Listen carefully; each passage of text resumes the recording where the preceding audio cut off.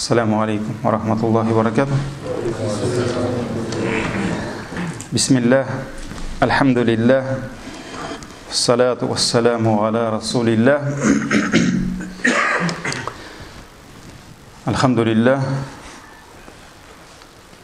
Всевышний дал нам возможность собраться у Него дома, в гостях и совершить, альхамдулиллах, очередной фарз-намаз и совершить его не только, альхамдулиллах, одному у себя, где-то дома, на работе, а у него дома. И, иншаллах, мы надеемся, что тот намаз, который мы совершаем в джамаате, в коллективе, у него дома, иншаллах, за это мы получим аджр, награду Аллаха, иншаллах, в 25, а то и в 27 раз больше, иншаллах. Причины прощения грехов, и мы с вами на том уроке начали приводить аяты, хадисы нашего любимого пророка, саллаллаху алейхи вассалям, который указывает на совершение некоторых благих дел, и в завершении аята или же хадиса указывается, что посредством этого дела человек, иншаллах, войдет в рай. И автор этой книги дает объяснение, почему он включил вот эти аяты, вот эти хадисы и вот эти благие дела, которые называются вот в этих нассах, вот аятах и хадисах. Почему он подобрал эти аяты? Потому что человек, который, иншаллах, в судный день по милости Аллаха войдет в рай, это указывает на то, что Аллах простил ему его грехи. Потому что никто не переступит через порог рая, пока у него останутся грехи. Поэтому, альхамдулиллах, Аллах Тааля прощающий грехи, и Он вводит в райские сады тех, кому простит их прегрешения. И вот самая первая причина — это единобожие, это таухид, и основа всех основ, так ведь, иман, таухид, когда человек оставляет поклонение иным божествам и поклоняется только единому Аллаху. И мы с вами приводили аяты, и мы с вами привели несколько хадисов, когда вот действительно в судный день предстанут перед Аллахом рабы Аллаха, и за ними будут горы прегрешений, но за то, что они никогда не поклонялись никому, кроме Аллаха, то есть за то, что они были единобожниками и поклонялись единому Аллаху, Аллах прощает им эти грехи. Сколько бы у них не было грехов, если у них количество грехов будет подобно горам, Аллах Тааля столько же прощения даст этому человеку и ведет их в райские сады, иншаллах. И следующая причина — это амалю салихат, это совершение благих дел. Здесь мы конкретно не будем указывать на какие-то дела определенные, потому что у нас каждый урок — это причина, да, конкретные дела. Но, иншаллах, в общем, когда человек встает на путь веры, он уверует в Аллаха и начинает творить благие дела. То есть он посвящает всю свою жизнь, альхамдулиллах, совершению благих дел. Поэтому аль-иман ва амалю салих, то есть это вера и совершение благих дел. И в этом-то и заключается весь смысл нашей жизни. Суратуль Мульк, сурат Табарак, Всевышний во втором аяте говорит: «Аллади халакаль маута валь хаята», Всевышний создал смерть, сначала смерть, говорит Аллах Тааля, и жизнь, лияблюакум, дабы испытать вас. Айюкум ахсану амаля, кто же из вас окажется наилучшим в своих деяниях? Кто же из вас окажется наилучшим в своих деяниях, то есть означает, кто из вас будет больше совершать благие дела. Поэтому, альхамдулилля, каждый день, который Аллах Тааля дает нам, мусульманам, альхамдулилля, это радость для нас. Это радость, потому что это что? Это есть возможность для нас совершать, альхамдулилля, все больше и больше благих дел. Если человек, который погрязь в грехи, погрязь в неверии, и любой рассвет, то есть наступление любого утра для него, это возможность дальше погружаться в грехи, да, то для мусульманина, альхамдулилля, если солнце встало над горизонтом, у него есть возможность и сегодня совершать благие дела. Поэтому мусульманин должен радоваться и не желать для себя чего? Не желать для себя смерти. Потому что, альхамдулилля, он если лишний один день прожил, значит, он накопил еще 5, альхамдулилля, фарз намазов. И зикры, которые связаны с этими намазами, благодеяния, альхамдулилля. Альхамдулилля, это есть радость и благо от Аллаха. Поэтому, когда человек встает в путь имана и совершению благих дел, это является причиной того, что Аллах, альхамдулилля, прощает ему грехи. И давайте вспомним несколько аятов, прочитаем несколько аятов со священного Корана. Первый аят — это сурат Фатир, 7 аят, где Всевышний говорит: «Аллазина кафару», те, которые проявили неверие, «лахум азабун шадид», для них приготовлено суровое наказание, «валлазина аману», а те, которые уверовали, «ваамилу салихат», и творили благие дела, «лахум магфира», для них уже приготовлено не суровое наказание, а прощение Аллаха. «Лахум магфира ва аджрун кабир», и великие награды. Аллах приготовил для них великие награды. И когда мы слышим вот это слово «великие награды», альхамдулилля, мы даже не можем себе представить, вот как Всевышний отблагодарит тех, которые совершали благие дела. Как говорится в другом аяте: «Вама тадри нафсун ма ухфият лахум мин куррати а'юнин джаза'ан бима кану ягмалун».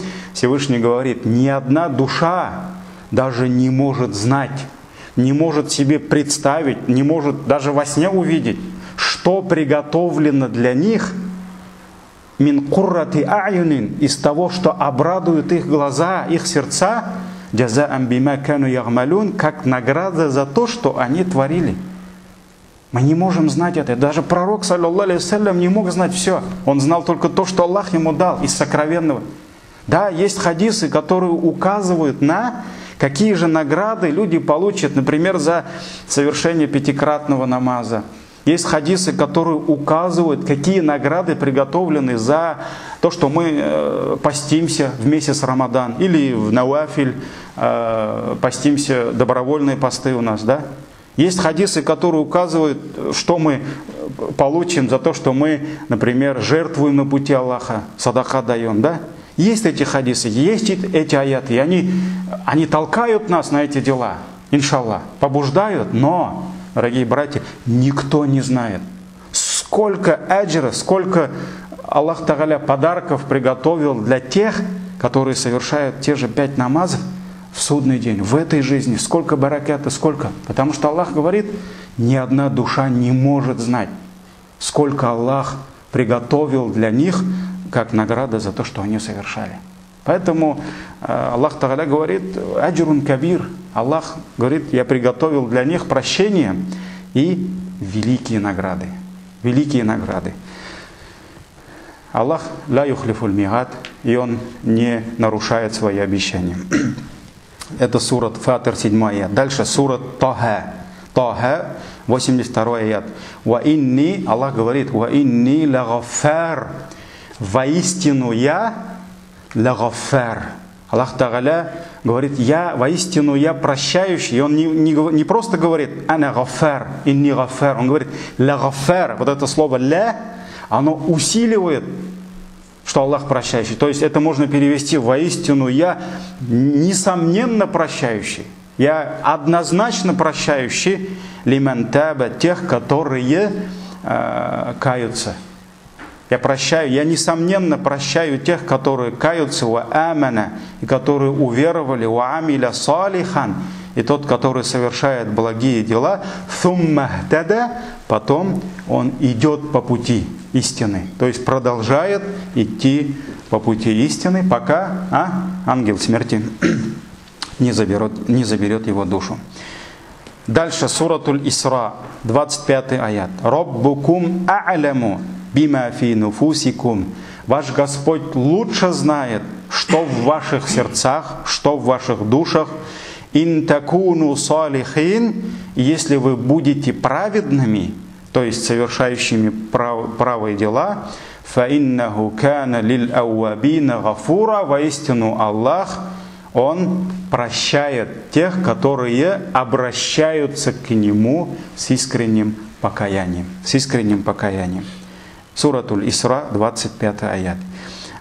Также в сурату Саба, 4 аят, Всевышний говорит: «Лияджзия аллазина аману», дабы вознаградить тех, которые уверовали, «ва амилу салихат», и не просто уверовали, они стали на путь правых дел, то есть амилю салихат, совершали благодеяния, уляика лахум магфира. Вот для них-то приготовлено прощение. И здесь говорится не аджрун кабир, а ризкун карим. Ризк – это удел, а карим – щедрый. То есть Аллах говорит, для тех, кто уверовал и совершал благие дела, Аллах приготовил для них прощение и щедрый удел. Сурату Саба, 4 аят. И здесь еще приводится 1, 2, 3, 4, 5, 6 аятов. Ну, они тоже как бы доказывают нам, что Всевышний прощает тех, кто верует в Него и совершает благие дела. Поэтому все, наверное, зачитывать не будем. Это суратуль Хадж, 50 аят. Это сурат Худ, 11 аят. Суратуль Маида, 9 аят. Суратуль Фатх, 29 аят.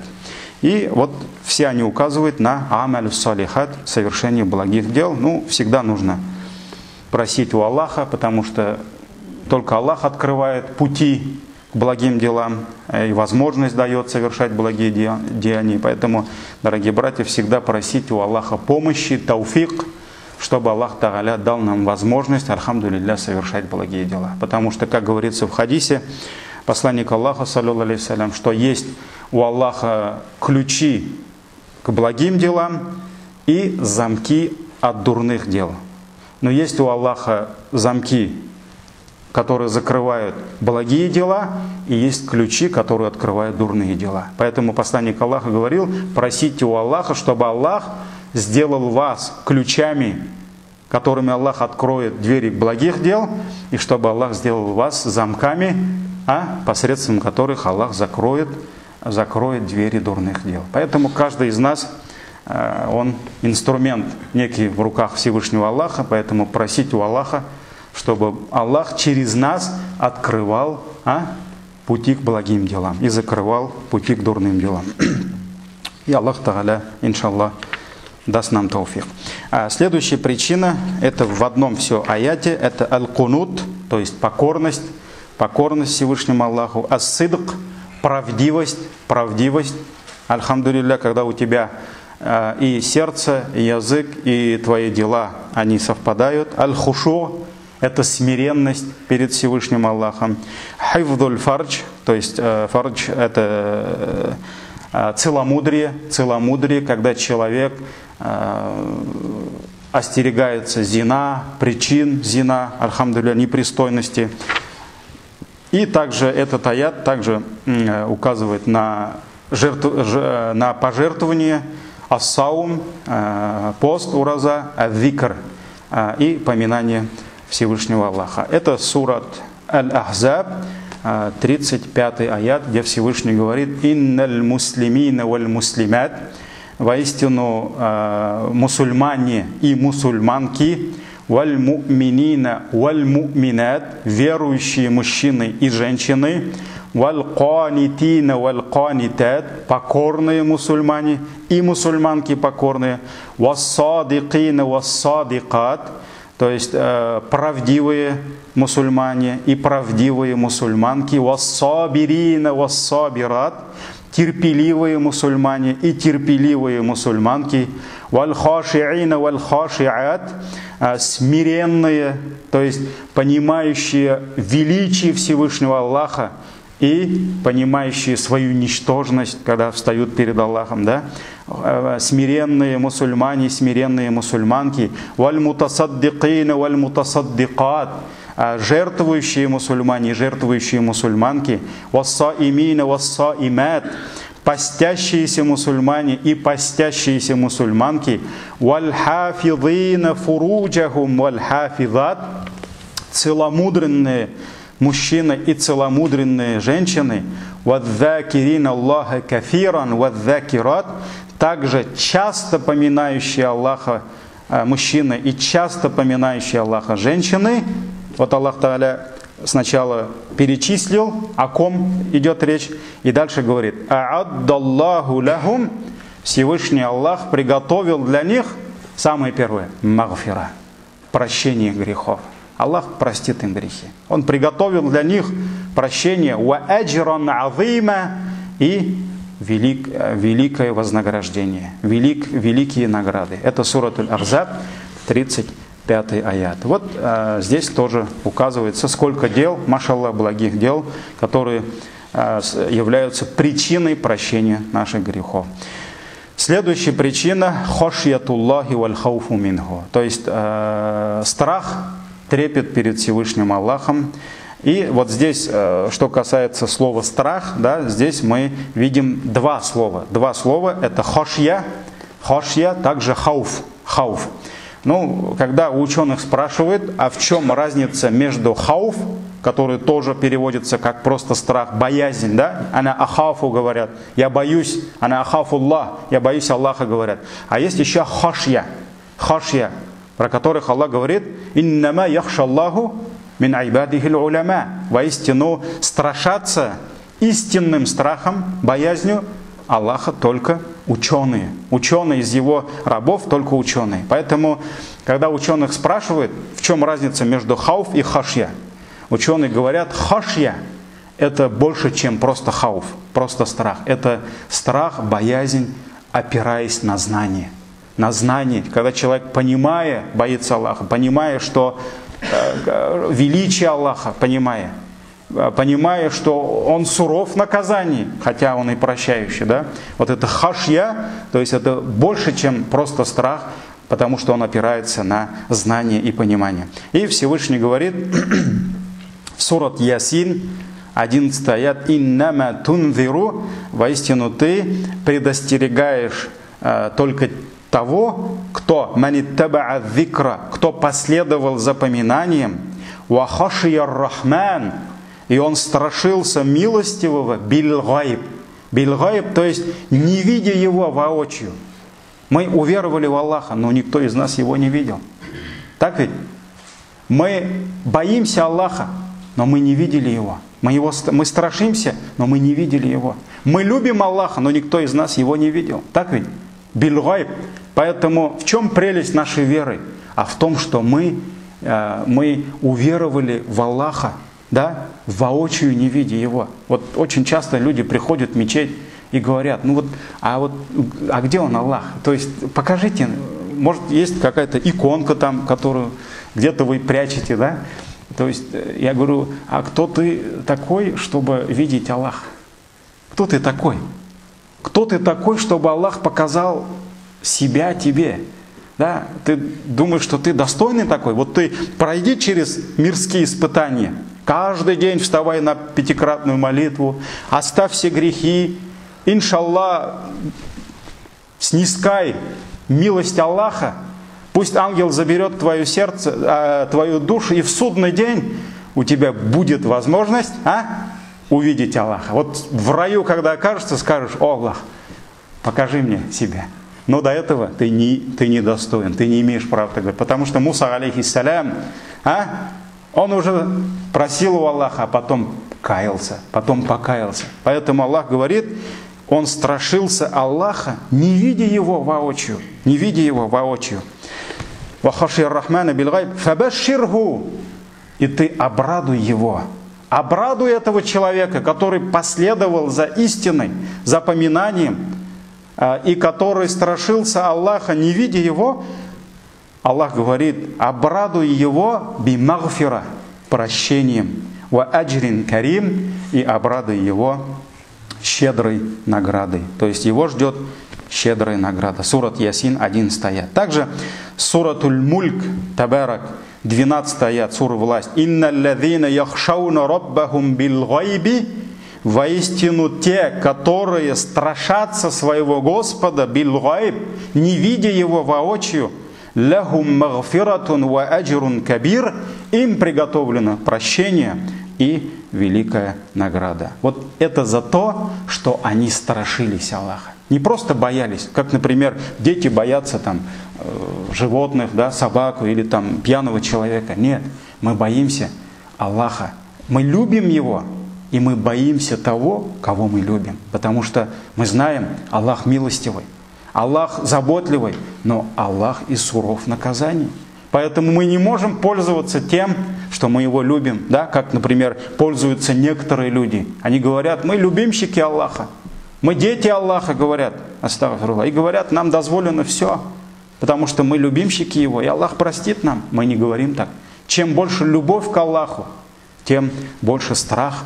Поэтому, альхамдулилля, вот как раз, когда человек страшится своего Господа, это будет причиной того, что Аллах простит ему грехи. И хадис, машаллах, вот этот хадис как раз указывает на то, что вот какова цена страха перед Всевышним Аллахом. Этот хадис мы находим в сборниках Бухари, Муслим, имам Ахмад от Абу Хурайра, радийаллаху анху, который передает, что посланник Аллаха, саллаллаху алейхи ва саллям, сказал: «Асрафа раджулюн аля нафсихи».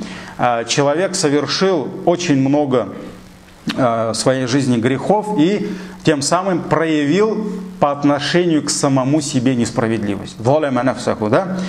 И когда пришла к нему смерть, то есть когда он почувствовал, что он уже на смертном одре, аусабанихи, он призвал к себе сыновей и дал им завещание.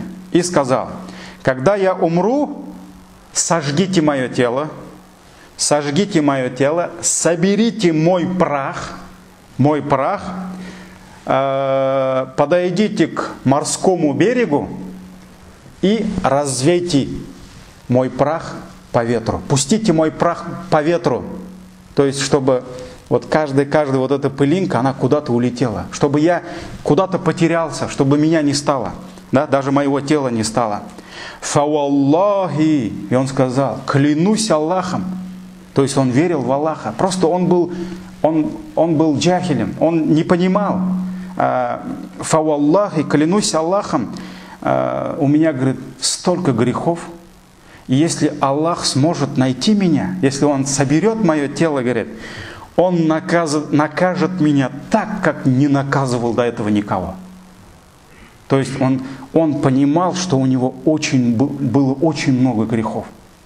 И он понимал свою вину перед Ним. И он понимал, что Аллах может его наказать. И он надеялся, бедный, он надеялся, что если дети сожгут его тело, и вот этот прах его, вот эти пылинки, они пустят над морем, да? Он надеялся, что Аллах не сможет его собрать и оживить. Он надеялся на это, но он боялся Аллаха. Фафаалю залика бихи. Когда умер отец, их сыновья сделали то, что он просил. Они сожгли его тело, собрали его прах и пустили по ветру, развеяли над морем. Факаля Аллаху лил ард адди ма ахаста. И тогда Всевышний сказал земле: отдай, верни мне то, что ты забрал. То есть найди его. Фаида хуа каимун. И вот он предстал перед Аллахом. Все, Аллах собрал его. Вот почему арабы, немножко выйдем из хадиса, да, это здесь очень важный момент, почему арабы многобожники, они же знали Аллаха. Они же верили в Аллаха. Когда у них спрашивали, а кто? Они поклонялись изваяниям, и у них, если спросишь, Аллах говорит, если ты у них спросишь, а кто есть Создатель небес и земли? Они говорили непременно Аллах. Они непременно скажут Аллах. Они все знали Аллаха, они верили в Него, но они ограничивали Его возможности. То есть они думали, что Аллах, Он ограничен возможностью. Они не верили в судный день. Они не понимали, как Аллах может нас после того, как мы станем костями, как мы затлеем на земле, в земле, да, как Аллах может нас собрать. То есть они не могли верить в судный день. Это было их неверием, одно из их неверий. И а ведь Всевышний Аллах, вот кто бы на этой земле не умирал, кто бы не погиб, Аллах всех соберет. Аллах всех найдет. Следователи не найдут. Люди могут не найти, Аллах найдет. Кого-то, может быть, там 90-х, да, в кислоте растворили. Аллах соберет его. Кого-то, может быть, собакам накормили. Аллах его оживит. Кто-то умер, кто-то утонул в море без криминала. Просто человек утонул. Его рыбы съели. Может быть такое, нет? А? Его рыбы съели. Ничего не осталось. Взяла рыбу, акула проглотила. Все, нету. Все переварилось. Да? Аллах и его соберет. Кто-то упал откуда-то, разбился вдребезги. Аллах и его найдет. Всех найдет. Кого-то растворили, кого-то взорвали. Всех найдет Аллах Тааля. И все предстанут перед Аллахом. И вот этот бедолага, он надеялся, что Аллах не сможет. Аллах скажет земле: верни мне то, что ты забрал. И тогда он предстанет перед Аллахом. Он живой, здоровый, стоит перед Аллахом. Все слышит, все видит. Аллах все, каждую клетку его собрал. Ничего не потерялось. Вот он стоит, все помнит. Все помнит. Все Аллах Тааля оживляет. Он всемогущий. Аля кулли шайин кадир. И тогда Аллах спросит у него: ма хамалака аля ма санахта. Что побудило тебя к тому, что ты сделал? Почему ты завещал своим сыновьям, чтобы они сожгли твое тело и развеяли твой прах по ветру? И тогда он скажет: хашьятука я раб. Мой страх перед тобой, Господь мой. Он скажет только это. Я боялся, что я предстану перед тобой, и ты меня накажешь за те мои грехи, которые я совершал. И тогда Аллах скажет, и тогда посланник Аллаха, саллаллаху алейхи ва саллям, говорит: фагафара лаху бидалик. И тогда Аллах простил ему грехи. Аллах простил его за то, что он страшился Аллаха. Вот поэтому страх, трепет вот этот сердце, когда трепещит перед величием Аллаха, это есть причина того, что Аллах Тааля, альхамдулилля, прощает грехи. И это вот в сборниках Сахих Бухари, Муслим. Идем дальше. 80, у нас получается уже какой 80 какой-то причина. 86-я, да? А шукр, благодарность. Когда мы получаем от Аллаха свой удел и возвращаем Аллаху, альхамдулилля, шукрам. И Аллах Тааля говорит: «Ва ин таудду ни'маталлахи», если вы захотите сосчитать блага Всевышнего Аллаха, которым Он вас одаряет, ля тухсуха, вы не сможете их сосчитать. То есть человек, если он захочет, вознамерится просто пересчитать, вот сколько благ Аллах ему дал, да? Это его зрение, это его слух, руки, ноги, это солнце над головой, это мирный мир, да, спокойствие, это жена, дети, да, это еда.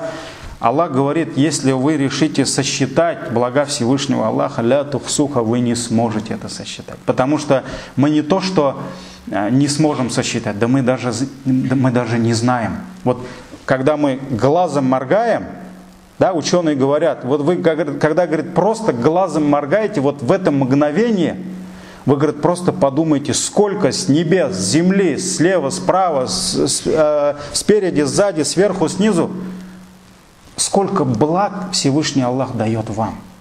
Вы не можете этого даже понять, вы даже знать не можете. И как мы можем возблагодарить Аллаха за это должным образом? Поэтому Аллах говорит, вы не сосчитаете. Инна Аллаха ля гафурур рахим, воистину Аллах прощающий и милостивый. Воистину Аллах прощающий и милостивый. Поэтому нужно по мере наших возможностей благодарить Аллаха и знать, что Аллах прощающий. Поэтому мы с вами с сунной пророка, саллаллаху алейхи салям, приводили слова поминания Аллаха после выхода с туалета. Так ведь? После исправления нужды. Как там?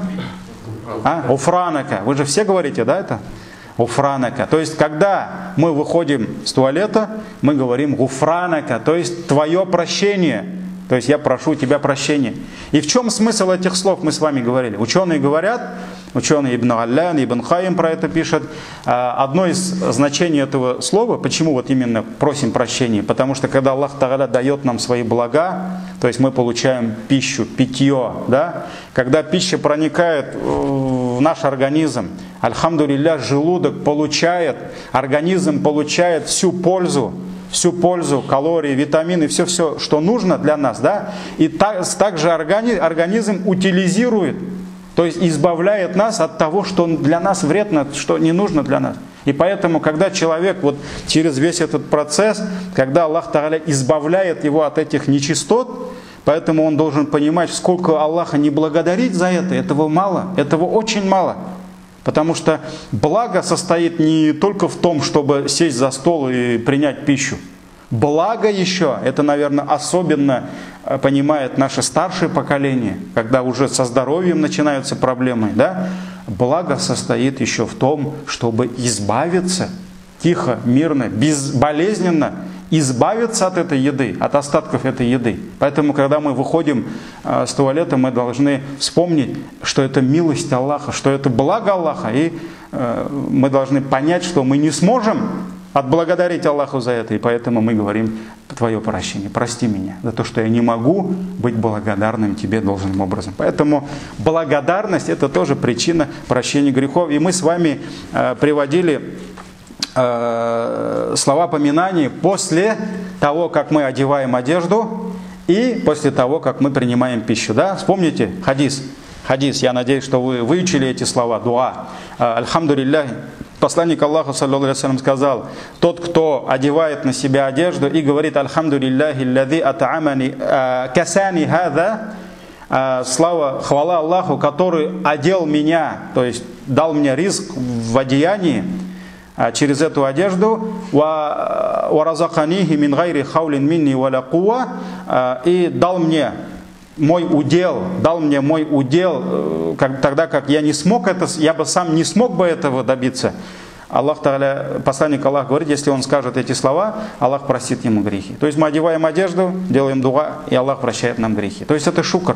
Да? И также, кто принял пищу и после принятия пищи скажет: Альхамдулиллахи аллази ат'амани хаза ва разаканихи мин гайри хаулин минни ва ла куа.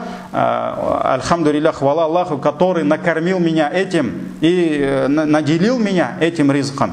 Когда как я сам своими силами не смог бы этого добиться, если он скажет эти слова, Аллах простит ему грехи. Поэтому шукр в основе является причиной прощения грехов.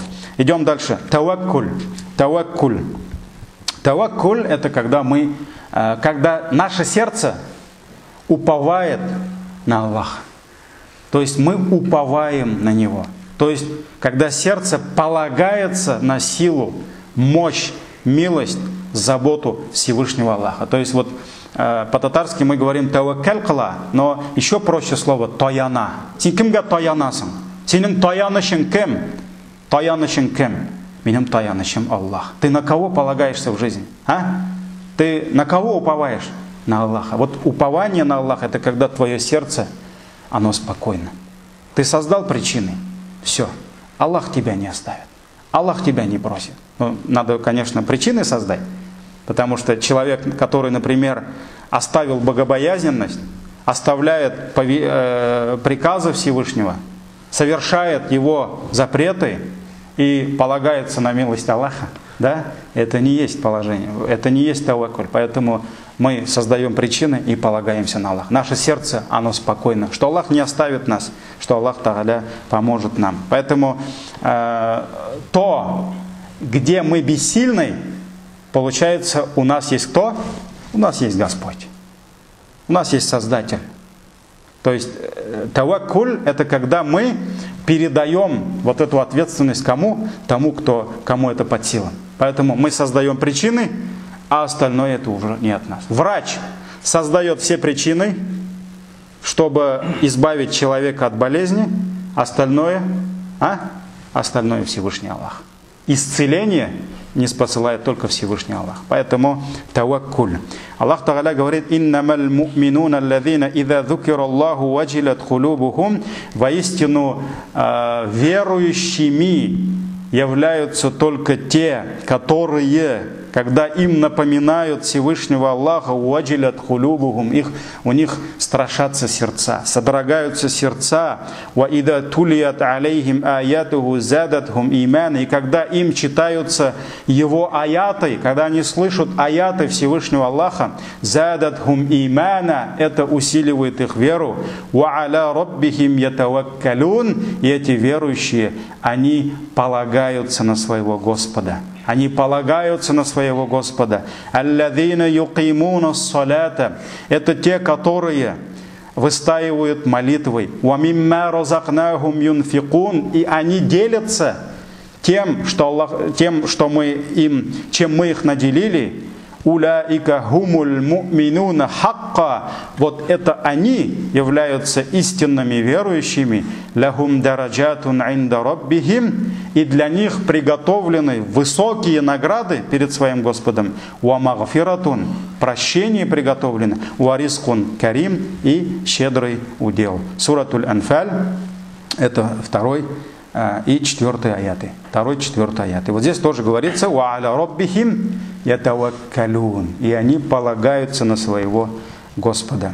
И вот здесь, в этом аяте, мы видим ад-зикр, поминание, аль-хошья, страх перед Аллахом, таваккуль, когда человек уповает на Аллаха, икамус саля, когда человек выстаивает молитву, и когда человек жертвует тем, чем Аллах его наделил. И все это является причиной прощения его грехов. И также приводится хадис в сборнике имам Муслима и имам Ахмада от Абу Хурайрат радийаллаху анху, что посланник Аллаха саллаллаху алейхи вассалям сказал: «Ядхулуль джанната аквамун афидатухум мислу афидати тайр».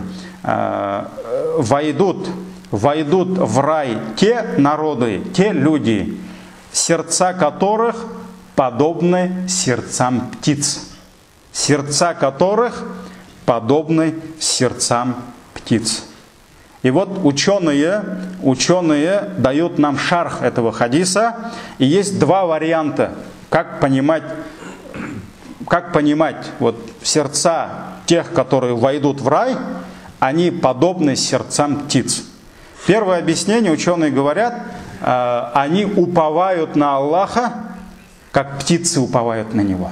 Вот все мы знаем, что птицы тоже живут семьями, так ведь? И у них тоже есть жены, у них есть, дорогие братья, когда мы вот иногда снизу смотрим на них, да, думаем, вот они такие, машаллах, свободные, да, им там хорошо. Нет, у них тоже есть обязанности, тоже есть жены, дети. Им тоже надо кормить свои семьи. Поэтому птица, если так посмотреть, она не имеет образования. То есть у нее нет тех причин ризка, казалось бы, которые есть у нас. Да? У нас есть образование, там, диплом, так ведь, чтобы работу найти. У нас есть какие-то ремесла, мы что-то умеем делать, лепить, строить, так ведь? Птица не имеет этих возможностей. Но мы знаем, что птицы, когда они утром улетают, как в хадисе говорится, да, они улетают с пустыми желудками, но прилетают с полными желудками. То есть Аллах дает им пропитание. Аллах дает им пропитание. И поэтому первое объяснение, это объяснение исходит из другого хадиса.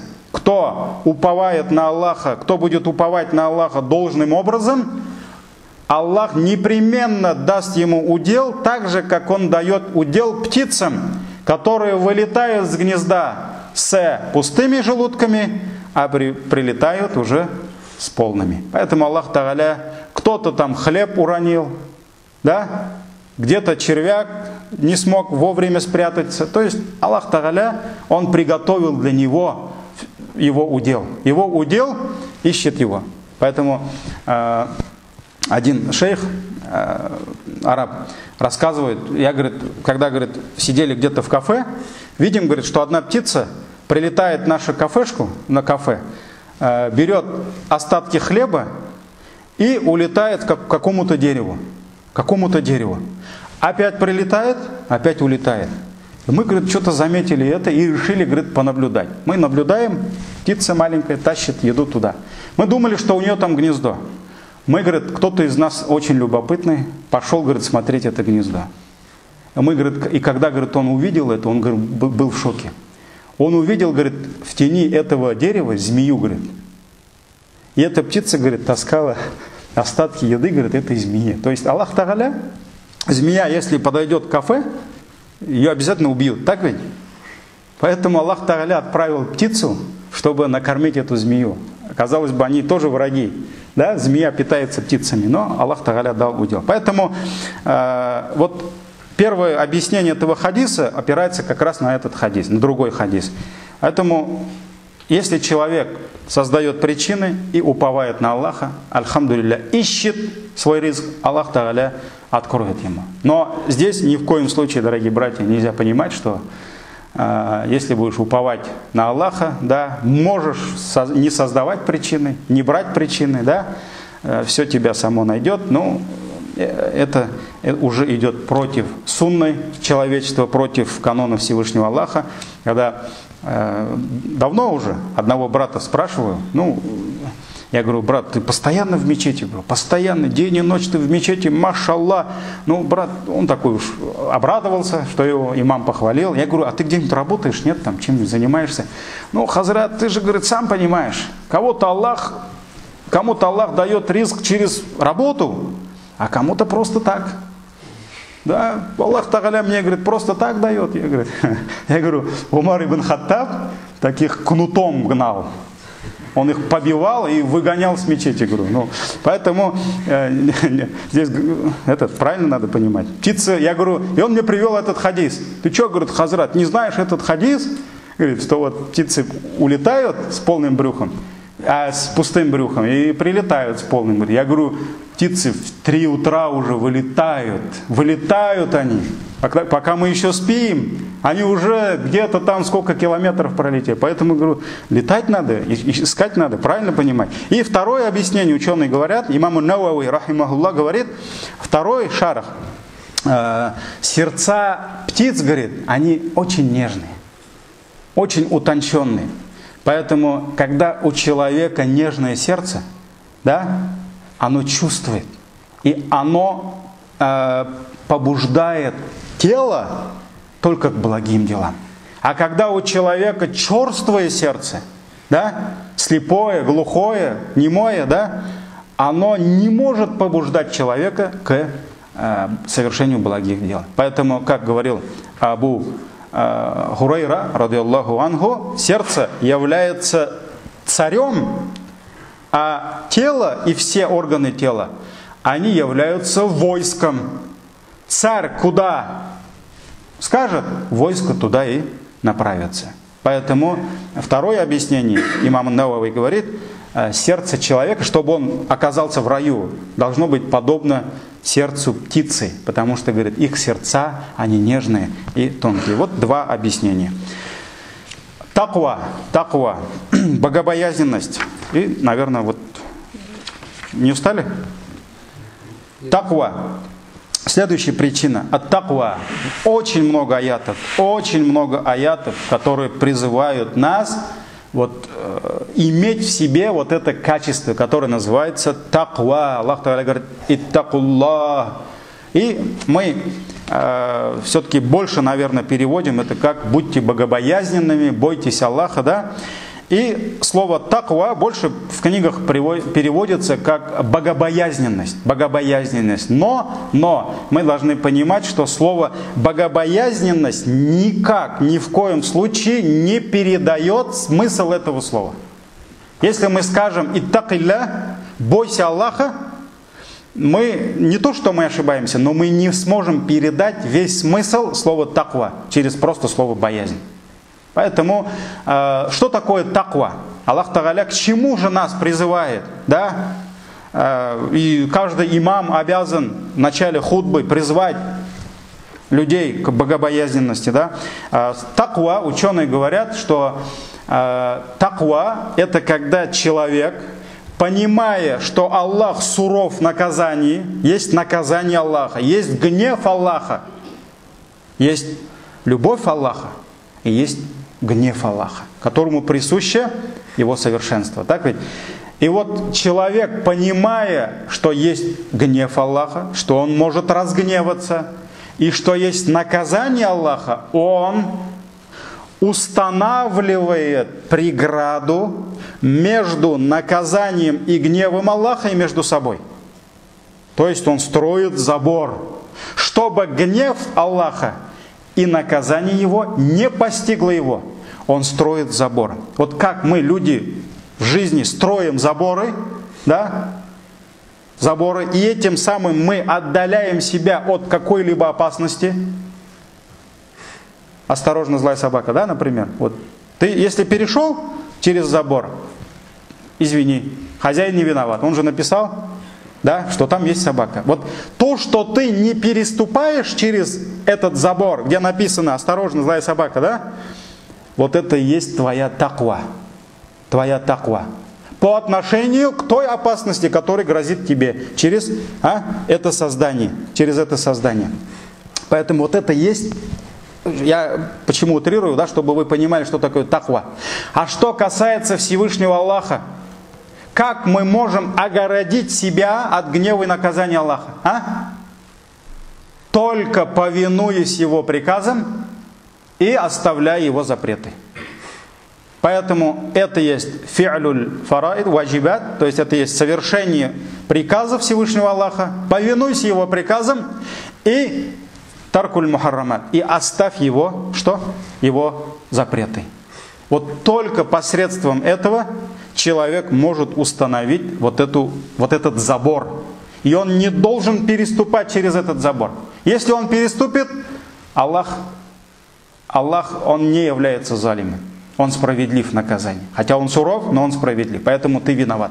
И любой, кто войдет, переступит через порог ада, ангел у него спросит: неужели до тебя не дошли? Неужели тебе не рассказали? Неужели тебя не предупредили этим днем? И каждый скажет: альхамдулилля, Аллах справедливый, и я сам виноват в этом. Поэтому вот это есть таква, когда ты сам себе строишь забор, чтобы наказание и гнев Аллаха не постигло тебя. Поэтому это есть таква. То есть здесь больше, наверное, слово «остерегайтесь» гнева и наказания Аллаха, вот если вот так мы переведем, даже правильнее будет. Даже правильнее будет. Остерегайтесь. Сакланығыз Аллахның ашуынан һәм газабынан. Аллахдан куркыгыз түгел. Вот. И Всевышний говорит: Я юхаллазина аману, о те, которые уверовали, ин таттакуллаха, если вы будете бояться Аллаха, то есть остерегаться, если вы будете остерегаться гнева и наказания Аллаха, то есть посредством совершения Его фарзов и оставления Его харамов, ядж'аль лакум фуркана, Аллах даст вам развлечение, то есть вы сможете, Аллах даст вам знание, даст вам понимание, познание, что есть истина, что есть ложь, что есть добро, что есть зло. وَيُكَفِّرْ عَنْكُمْ سَيِّئَاتِكُمْ, и он сотрет вам ваши прегрешения.